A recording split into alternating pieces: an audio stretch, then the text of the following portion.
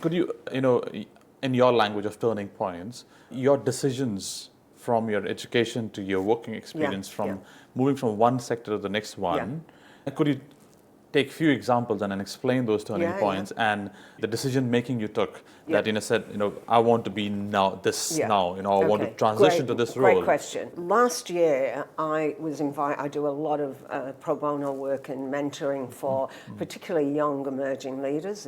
I feel it's my quest as a leader. I feel that mentoring is something that is a responsibility of a leader. So I do a lot of work in the rural and remote sector as well, from a mentoring point of view. And I was asked to be a keynote speaker at the Rural and Remote Conference last year in Perth.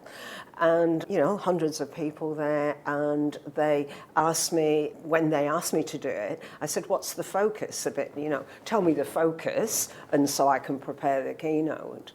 And they said, oh, we want you to talk about leadership. And I said, well, that's, what part of leadership do you want me to talk about?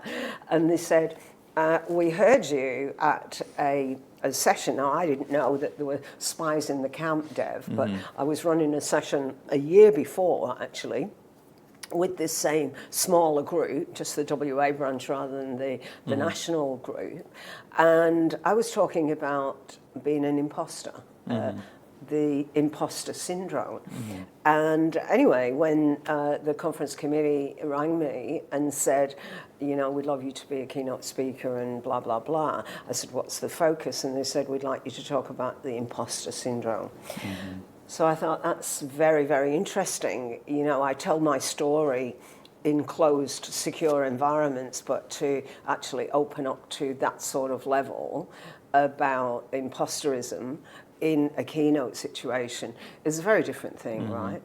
And so I tell that story and always tell my story through A.A. Milne, and I don't know whether you know A.A. Milne, that famous writer of My Friend Winnie the Pooh. And so I started the keynote with my favourite poem, and I ended it with my favourite poem, and maybe I'll share that with you.